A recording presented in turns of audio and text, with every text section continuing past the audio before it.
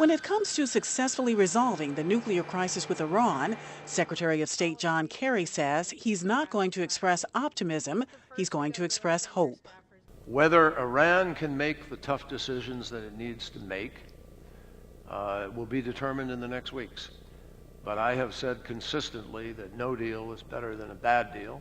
The chances of negotiators reaching a comprehensive agreement with Iran by the November deadline are slim, says non-proliferation expert Robert Einhorn. Well, I think it's virtually impossible that there can be a complete deal with all of its details by November 24th.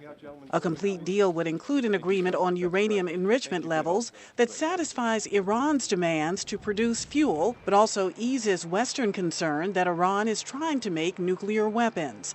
Einhorn says that's unlikely. I think the best that the negotiators can do is to arrive at agreement on some of the key elements of the deal, but then to take several more months to flesh out those elements in greater detail. A November agreement with Iran may be difficult but not impossible, says international security expert Melissa Dalton. So I believe that there is a 50-50 chance of there being a successful resolution of the negotiations. But what Dalton calls a fixation on the issue of Iran's enrichment capacity could be a stumbling block.